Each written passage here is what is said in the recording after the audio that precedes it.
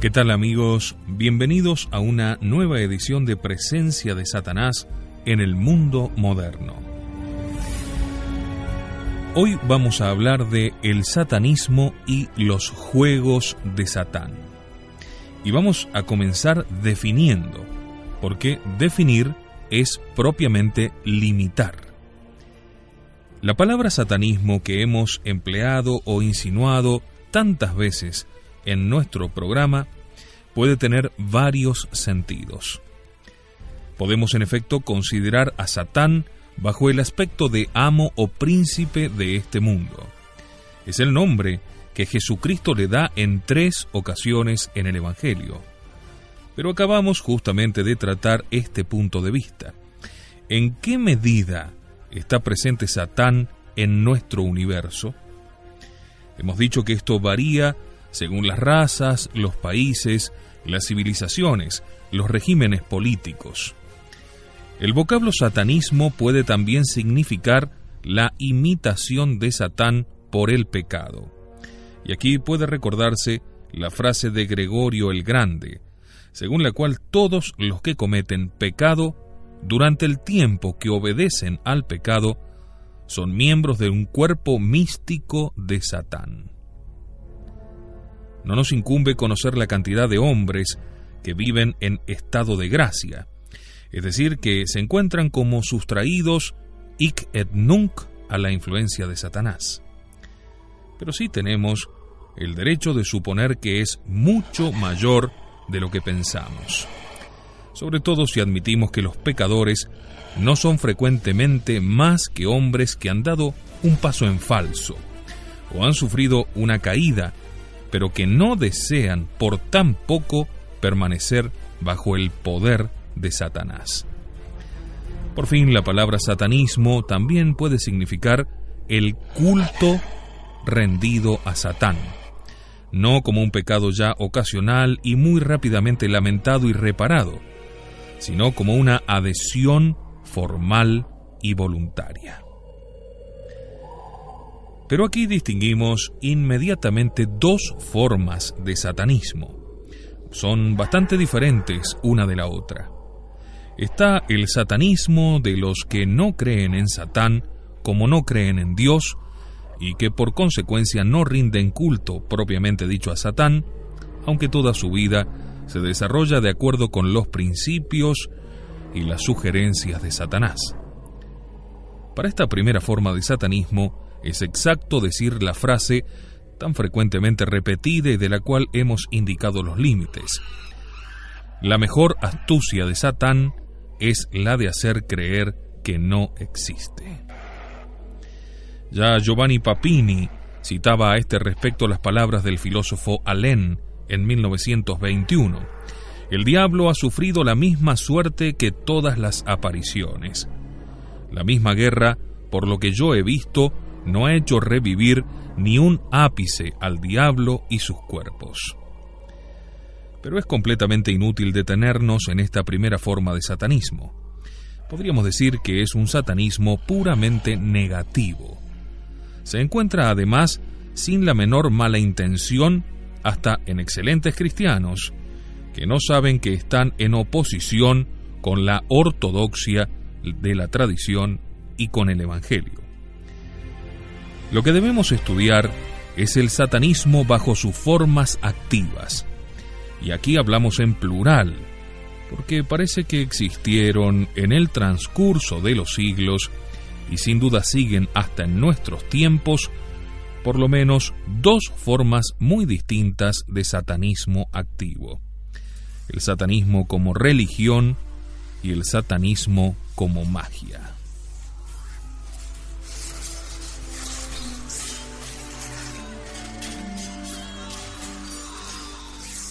Hablaremos en primer lugar de el satanismo religión.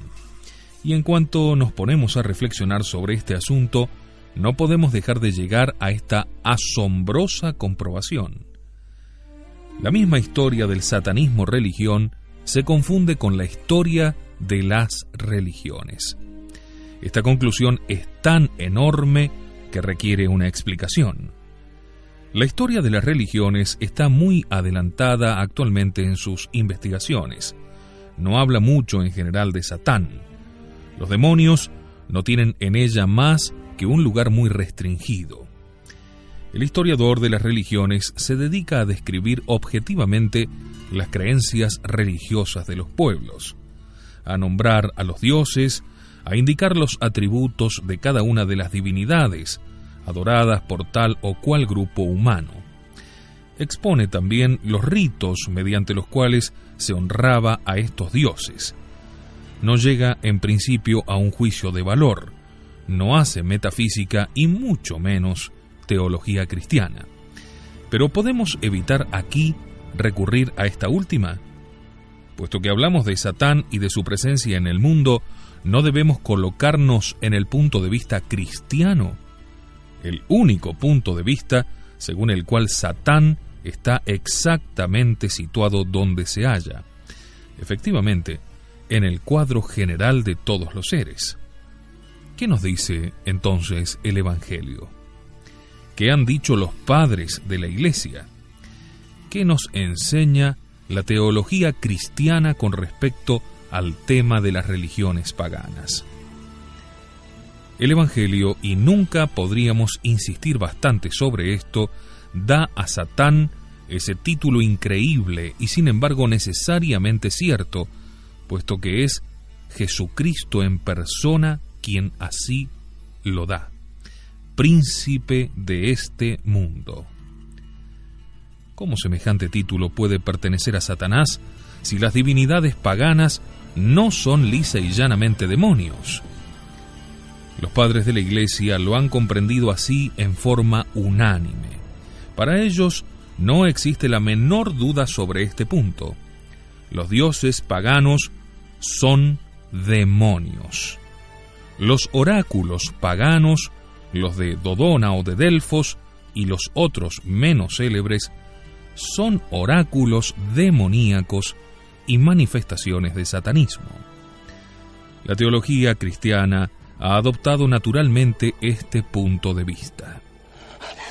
La descripción histórica de los paganismos antiguos o modernos no es para nosotros una diversión del espíritu, una curiosidad literaria cualquiera.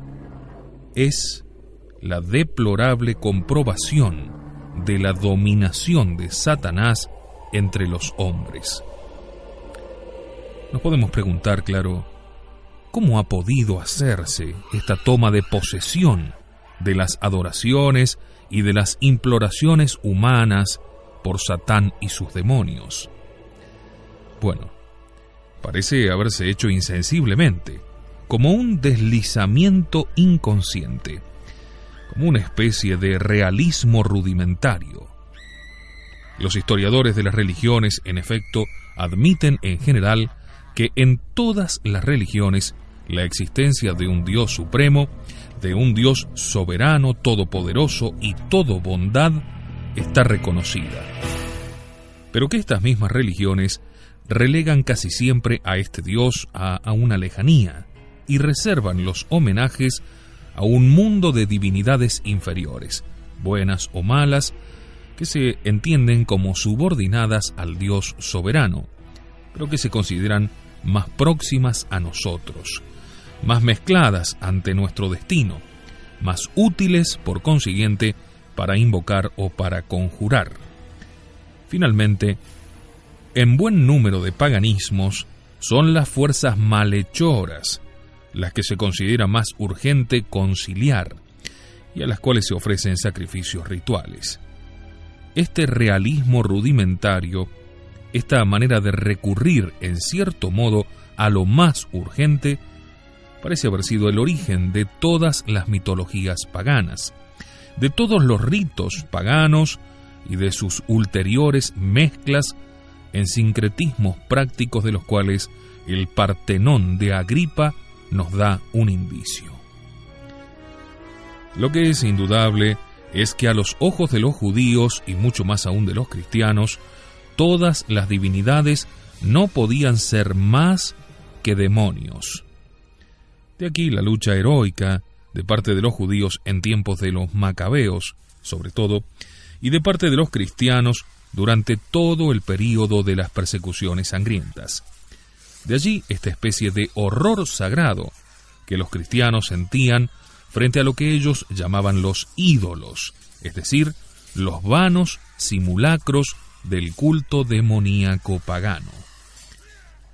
Desde el punto de vista que adoptamos aquí, es evidente que la historia de las religiones, si ponemos a un lado la única religión verdadera, la de los patriarcas, luego la de Moisés y por fin nuestra santa religión, no es otra cosa que la historia del satanismo.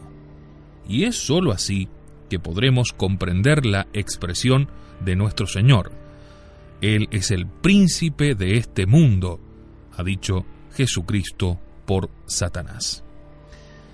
Cuando comparamos la exigüidad del culto del verdadero Dios, de Yahvé primero, luego del Verbo encarnado, a la inmensidad del dominio de los falsos dioses, nos vemos obligados a reconocer que si Jesús es el verdadero Rey, tuvo mucha razón cuando dijo: «Mi reino no es de este mundo». Y comprendemos así la insistencia con la cual en las ceremonias del bautismo cristiano se multiplicaban y todavía se multiplican, cuando se hace bien y cuando se hace como lo indica la sagrada tradición de la Iglesia, exorcismos para expulsar al demonio. Dichos exorcismos se encuentran en innumerables ocasiones en la liturgia católica tradicional. Cuando un sacerdote hace agua bendita, pronuncia sobre la sal que va a mezclar con ella las siguientes palabras: «Te exorcizo, sal creada por el Dios viviente, para que te conviertas en sal exorcizada para la salvación de los creyentes, para que seas para las almas y los cuerpos de todos los que te usarán un elemento de bienestar, para que todo lugar donde haya sido repartida sea alejada, echada, toda ilusión, toda malicia y toda emboscada del demonio engañador, así como todo espíritu inmundo, conjurado por aquel que vendrá a juzgar a los vivos y a los muertos y al mundo por el fuego, así sea». Luego, igualmente, sobre el agua que está por bendecir, dice el sacerdote: «Te exorcizo, agua creada en el nombre de Dios Padre Todopoderoso», etc., para que te conviertas en agua exorcizada que aleje toda potencia enemiga, para que también seas capaz de alejar y desarraigar al enemigo mismo con sus ángeles apóstatas, por la virtud misma de ese mismo Jesucristo nuestro Señor. Y además dice: «Oh Dios, que para salvación del género humano has mezclado la sustancia del agua a tus más grandes misterios, atiende en tu misericordia nuestra invocación para que esta criatura que es tuya reciba de la gracia divina el poder de alejar a los demonios». Por fin, en el día de la bendición de las aguas, en la magnífica liturgia del Sábado Santo, liturgia, claro, tradicional, se repite, entre otras cosas: «Ordena, Señor, que todo espíritu impuro se retire de aquí. Aleja de este elemento toda la malicia y todos los artificios del demonio. Que la potencia enemiga no se mezcle con estas aguas, que no ronde alrededor de ellas y no se deslice en ellas secretamente, para infestarlas y corromperlas. Que esta criatura santa esté a cubierto de todo ataque del enemigo, purificada por la expulsión de toda malicia». ¿Quién puede dudar que en estas fórmulas la fe de la Iglesia esté afirmada con ostentación? Pero dirán, junto con los modernistas, esas no son más que frases, residuos de antiguas creencias, que no constituyen quizás a los ojos de los hombres de nuestra época más que supersticiones. A lo cual contestamos con hechos. En todos los casos de posesión, todos los testimonios de los exorcistas y los testigos de sus intervenciones son categóricos. No es posible asperjar a un poseído con agua bendita, sin que el espíritu maligno que está en ellos acuse recibo del ataque que se le está haciendo. Me quemas, aúlla. Se encuentra pues en el agua bendita con estas fórmulas y con estos exorcismos, tal cual lo ha hecho la iglesia siempre, y lo sigue haciendo la iglesia tradicional. No se hacen estas bendiciones sobre agua y sobre sal actualmente o con los ritos actuales. Hay pues, decíamos, en el agua bendita una virtud actuante que hace anular las secretas acciones de los demonios. Y esto nos conduce a otro aspecto del satanismo.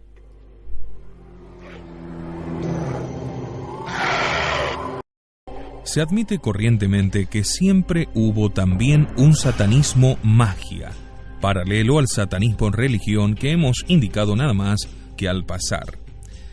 A decir verdad, no han faltado especialistas de la historia de las religiones y de los cultos que no hayan pensado y enseñado que la magia había inclusive precedido a la religión, que había sido la magia la primera forma de esta religión, y que todas las religiones paganas derivaban de la magia. Pero esta opinión parece cada día más descartada y merece serlo en realidad. Es muy poco probable que los hombres hayan empezado por la magia para derivar luego hacia la religión propiamente dicha. ¿Qué es, en efecto, la magia, si la oponemos con la religión? En la religión, el hombre se inclina delante de una potencia superior, la adora, le implora, reconoce su propia debilidad y su impotencia, admite su subordinación. En los pueblos actualmente más primitivos, es decir, menos evolucionados, que han seguido, pensamos nosotros, más de cerca de los orígenes, tales como los pigmeos, esta actitud hacia la divinidad se encuentra todavía en vigor. La religión es hasta más pura que en los pueblos más avanzados, lamentablemente. En la magia el hombre se vanagloria de un poder misterioso, y lejos de inclinarse ante la divinidad, cree poder dominarla, inventa y utiliza fórmulas, mediante las cuales estima que puede poner a su servicio fuerzas superiores a las cuales se dirige. La mentalidad del mago o del brujo, ese hermano gemelo del mago es más rústico, es muy diferente a la del hombre religioso.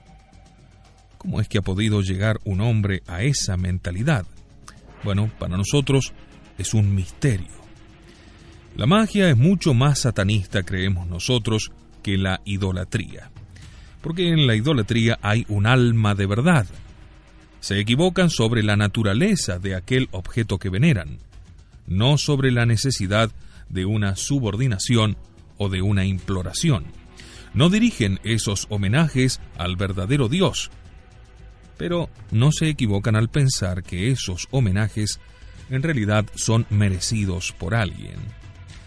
En la magia hay como una especie de sacrilegio, un orgullo de poderío verdaderamente satánico.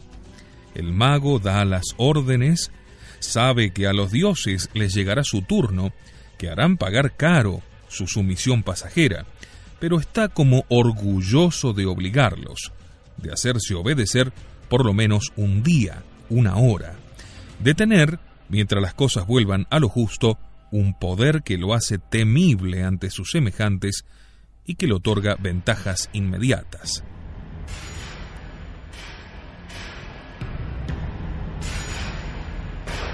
Sin dudas, la magia procede del mismo realismo grosero que la idolatría. Se ha adorado a las divinidades inferiores, es decir, a falsos dioses, como detrimento del único Dios reconocido por los primitivos, porque esas divinidades estaban más cerca, eran más útiles de invocar y de conciliar. Pero algunos han llevado aún más lejos este realismo. Han pasado de la religión a la magia, de la sumisión a una especie de pacto implícito que les daba el derecho de dar órdenes a la misma divinidad. El paso de la religión a la magia es una deformación, pero es más natural que el paso de la magia a la religión.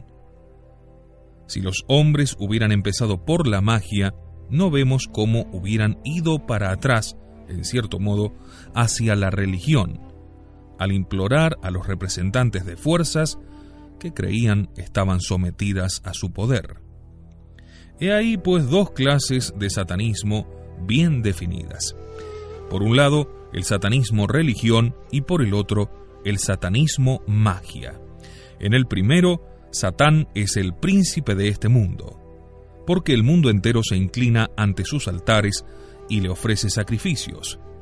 En el segundo, Satán parece consentir en obedecer a ciertos hombres cuando emplean ciertas fórmulas o realizan ciertos ritos, pero nada pierde con ello, porque sabe que la magia o la brujería es un pagaré contra los que la practican, de suerte que su dominación sobre ellos será finalmente todavía más completa y absoluta que sobre cualquiera de sus otros adoradores.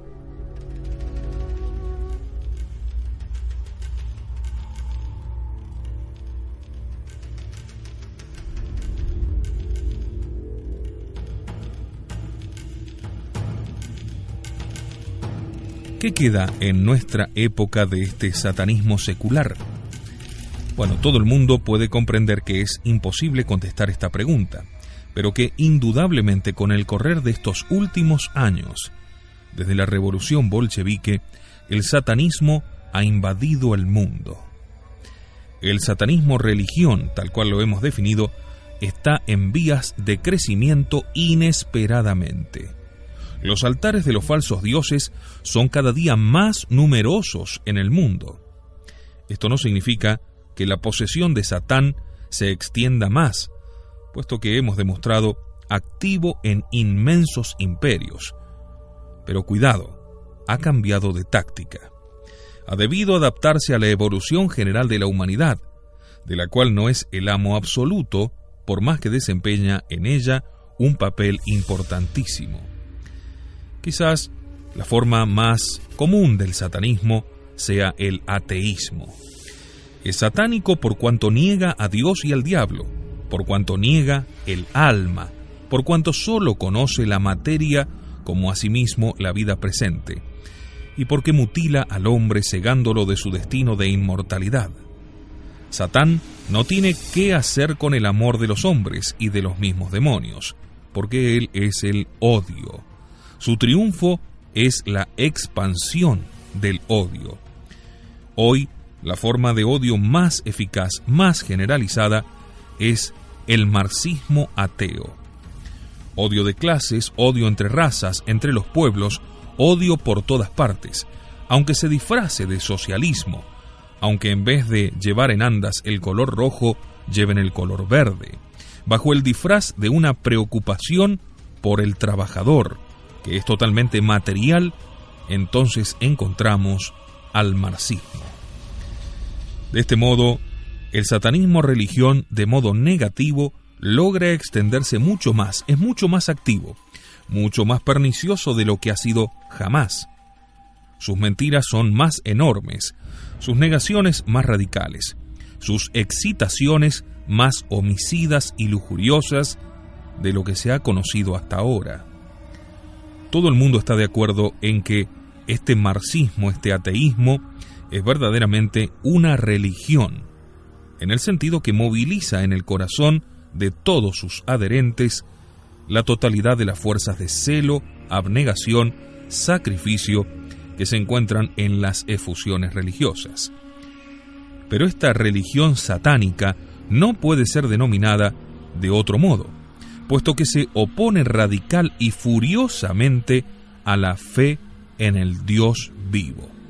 Y si bien odia a casi todos por igual, los que merecen un papel destacado en ese odio somos los católicos.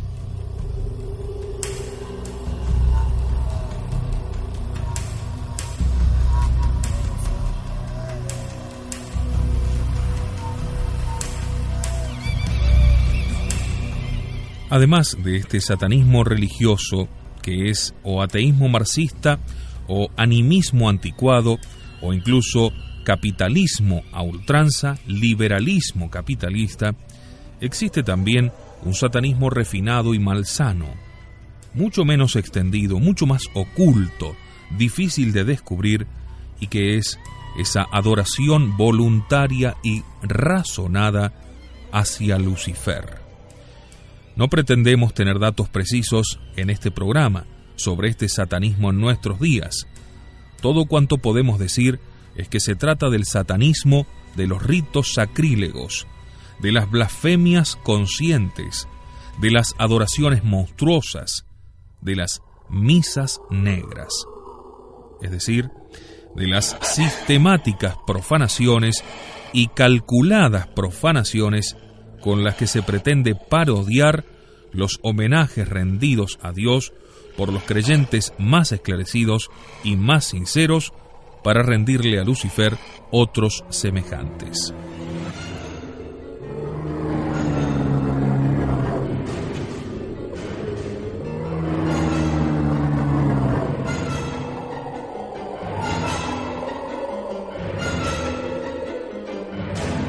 Podemos tener una idea del satanismo de esta clase si releemos una nota publicada en el Satán de los Estudios Carmelitanos en la página 639, allá por el año 1950. Dice en esa nota: no podemos explayarnos sobre todos los satanistas o pseudo-satanistas de nuestros días. La prensa inglesa del 2 de diciembre de 1947 anunció la muerte de Sir Aleister Crowley, el personaje más inmundo y más perverso de Gran Bretaña. Interrogado sobre su identidad, Aleister Crowley respondió: antes que Hitler fuera, yo soy. Se advertirá esta payasada con las palabras del Evangelio, una verdadera blasfemia. Antes de dejar este mundo, este brujo septuagenario maldijo a su médico, que le rehusaba con mucha razón la morfina, porque éste la distribuía entre los jóvenes. Puesto que debo morir sin morfina por causa suya, usted morirá enseguida después de mí. Lo cual increíblemente ocurrió. El Daily Express del 2 de abril de 1948 anunció que los funerales del mago negro Aleister Crowley habían provocado las protestas del Consejo Municipal de Brighton. El consejero, el señor Sherrod, dijo: el informe afirma que sobre su tumba fue practicado todo un rito de magia negra. Sobre la tumba, efectivamente, sus discípulos habían entonado cantos diabólicos, el himno a Pan, del mismo Crowley, y también el himno a Satán, de Carducci, y las colectas para la misa gnóstica, compuestas por el mismo Aleister Crowley, para su templo satánico de Londres. Igualmente, la prensa inglesa, en marzo de 1948, dedicaba necrologías importantes al famoso metapsíquico Harry Price, especialista en demonología. En un informe ratificado por la Universidad de Londres, Harry Price declaraba: en todas las zonas de Londres, centenares de hombres y mujeres de excelente formación intelectual y de condición social elevada adoran al diablo y le rinden un culto permanente. La magia negra, la brujería, la evocación diabólica, estas tres formas de supersticiones medievales, como le llaman, son practicadas hoy en Londres en una escala y con una libertad de movimiento desconocida en la Edad Media. Harry Price fue el fundador y el secretario a perpetuidad del Consejo para Investigaciones Psiquiátricas de la Universidad de Londres. Frank Duquesne nos señala también entre las curiosidades demoníacas de ese momento el informe del profesor Paul Kosok de la Universidad de Long Island, publicado en los Anales del Museo Norteamericano de Historia Natural. Los exploradores descubrieron sobre 500 kilómetros en tierra arenosa y desértica una doble serie de dibujos, representando uno de los signos del zodíaco, otros los pájaros planta y sobre todo serpientes policéfalas. En el centro del dibujo de la serpiente se halla una fosa inmensa que contiene esqueletos de hombres y animales visiblemente sacrificados. Se le calcula a todo ese conjunto 2000 años de existencia.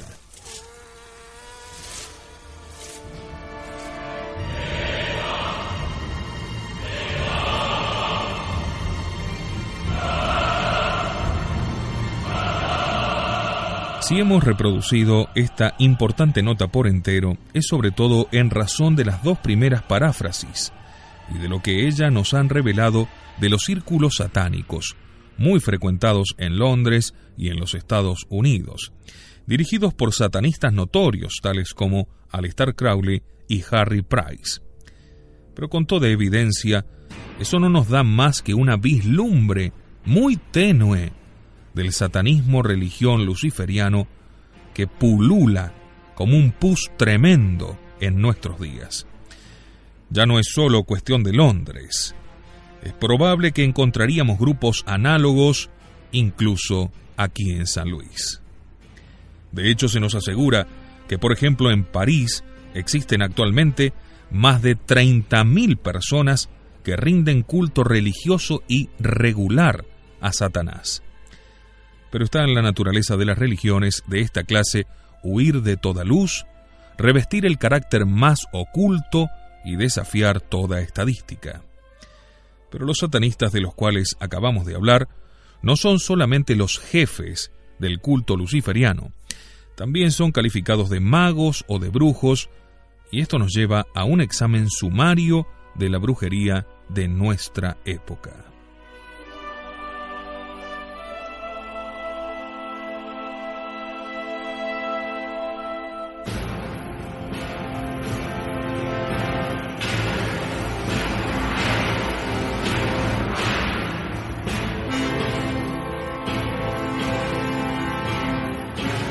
Aparte de los grandes magos luciferianos que acabamos de nombrar y de los que podemos sospechar como ejerciendo su acción solapada en nuestras sociedades modernas, existen además en nuestras campiñas, en cantidad imposible de determinar, pero que tal vez sea mayor de lo que pensamos, llamados brujos rurales, cuyos libros de cabecera son Los secretos del Gran Alberto, Los secretos del Pequeño Alberto, El Dragón Rojo.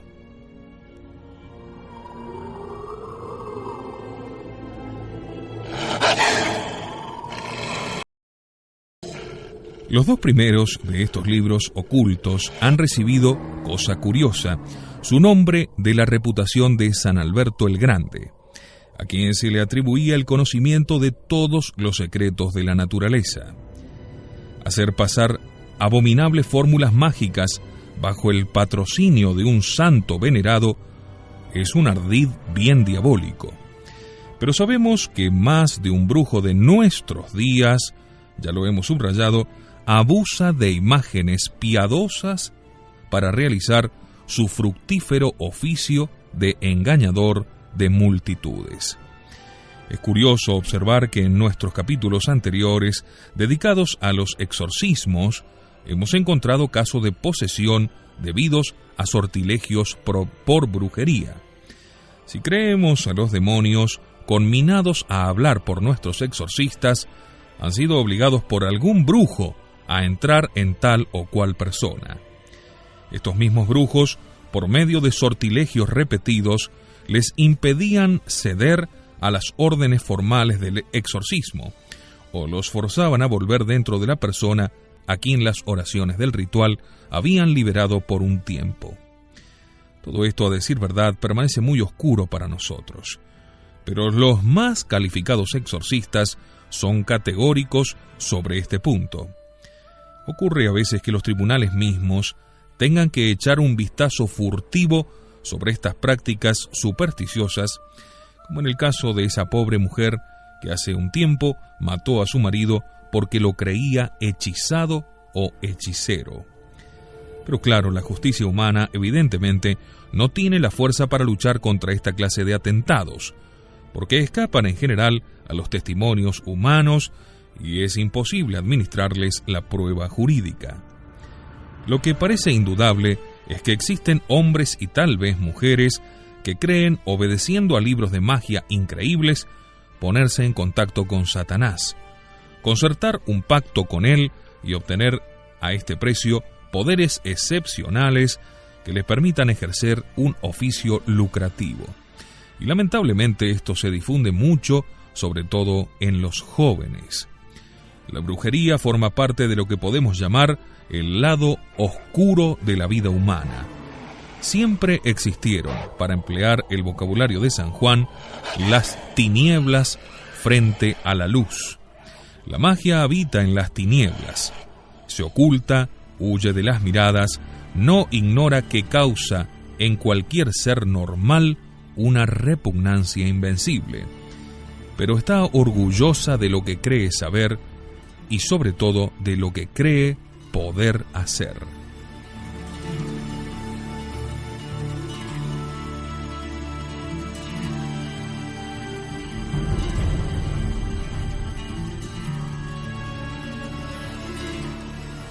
Además del satanismo religión y del satanismo magia, existen todavía los juegos de Satán. En un discurso ardiente y célebre, San Pedro Crisólogo dijo un día a sus diocesanos de Rávena: «El que haya jugado con el diablo no podrá reinar con Cristo». Hablaba a cristianos, pero a los cuales el juego con el diablo, que era en este caso los espectáculos inmorales del circo, tentaba a veces.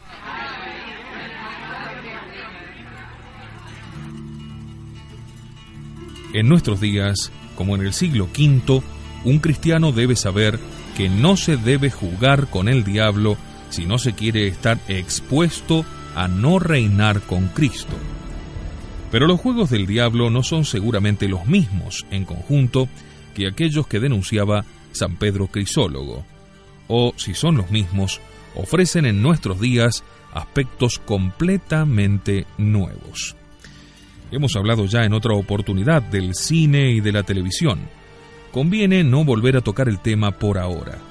Tampoco hablaremos más del inmenso abuso de la novela, que es para cantidad de nuestros contemporáneos una lectura preferida, y cuyo poder de atracción parece estar en razón directa de la basura que se expone en ella. Ningún cristiano puede poner en duda que la novela, tal cual se escribe y triunfa ante nuestros ojos, con su malsano realismo y perversión, sea con demasiada frecuencia satánica. Basta fijarse últimamente nada más en lo que se ofrece en el producto de la novela, sobre todo en la televisión, y veremos cómo siempre aparece la deformación de lo religioso como causa central en estas novelas.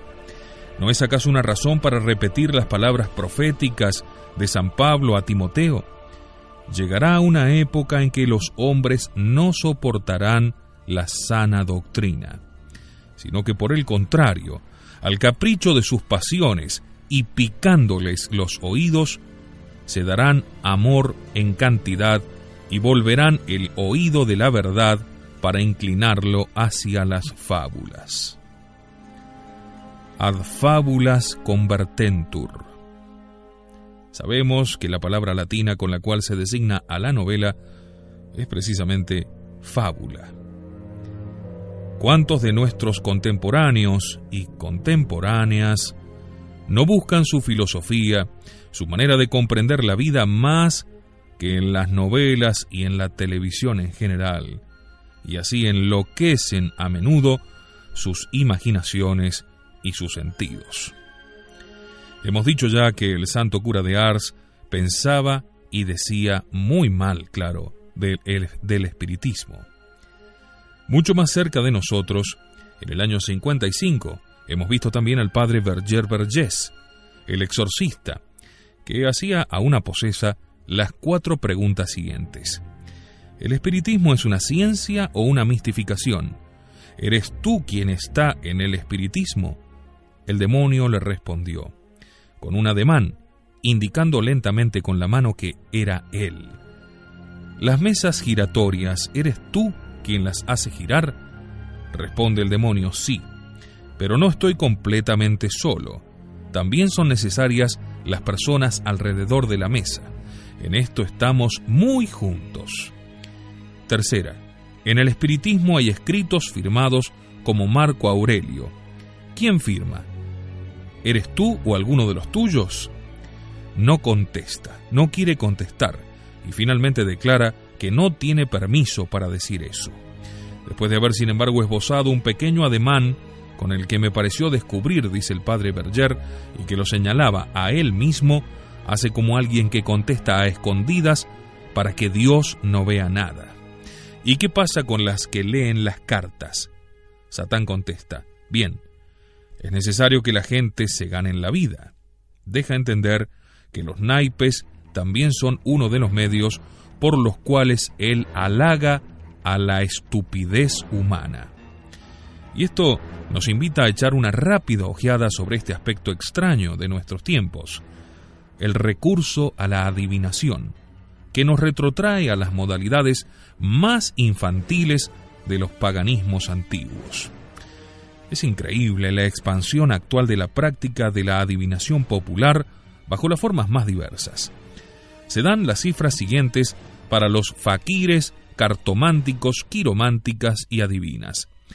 En París solamente 6.000 declaradas a la policía, 60.000 en toda Francia, con una cifra de negocios evaluada en 60.000 millones, por lo menos. Sin duda, los procedimientos antiguos, el examen de las entrañas de las víctimas, el vuelo de los pájaros, murmullo del viento, la borra del café, dibujos que trazan en aguas bullentes o en una fuente, han desaparecido para siempre. Pero están los naipes, el estudio de las líneas de la mano y otros muchos procedimientos, tan válidos los unos como los otros en todas las épocas. Y está como en la antigüedad la astrología, que considera la forma más erudita de discernir los destinos humanos. Todavía en nuestros días existen estos astrólogos y aseguran que tienen pruebas perentorias del valor de sus predicciones.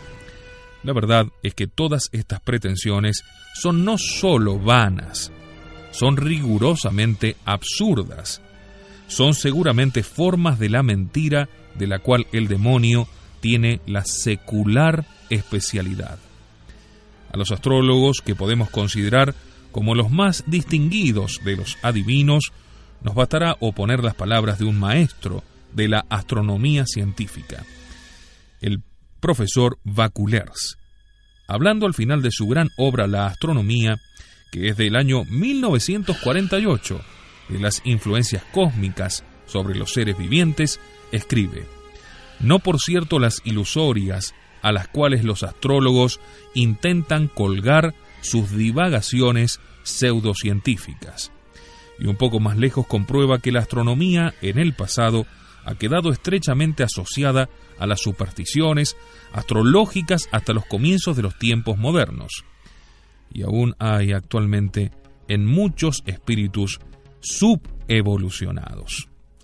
Con estos términos de desprecio, indica bastante la posición de la ciencia de los astros frente a esta adivinación astrológica en la cual se distinguió otrora un famoso Nostradamus, que increíblemente conserva todavía admiradores fanáticos hasta en nuestros días. Si esto ocurre con la astrología, ¿quién pues dará importancia ya, con respecto al porvenir humano, a los encuentros fortuitos de los naipes o a los lineamientos más o menos extraños de las heces del café? Para un creyente, lo que torna evidente la mentira de la adivinación es la certidumbre de que solo Dios conoce el porvenir. ¿Cómo lo conoce? ¿Cómo lo que todavía no es puede ser objeto de conocimiento para Dios cuando la libertad humana está en juego? ¿Y cómo esta presciencia divina es compatible con nuestra libertad? Todo el mundo sabe que esto constituye uno de los problemas más difíciles de la metafísica general. Digamos, con pocas palabras, lo que nos parece la única solución pensable. Nuestro mundo no es el único posible. Existen infinidad de mundos posibles, todos diferentes unos a otros. Pero su posibilidad misma viene de que estén llevados desde toda la eternidad en la mente del Creador.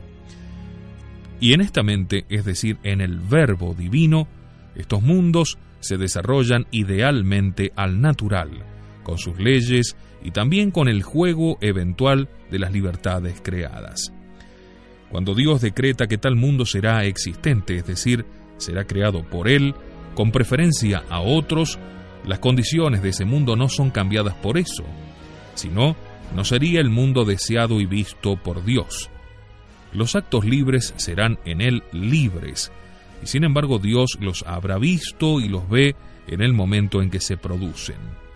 Es en este sentido que Dios conoce el porvenir, pero como es el único que lleva eternamente los mundos en su mente, Él es evidentemente el único que conoce todo lo porvenir.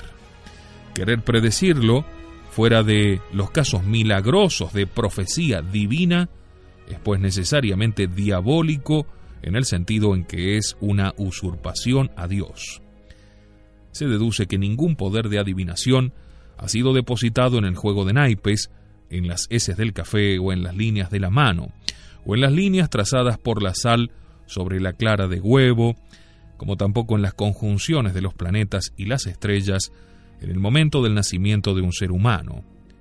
Lo que se llama en astrología un fatum, y que antaño se llamaba un horóscopo, es pues superchería y superstición.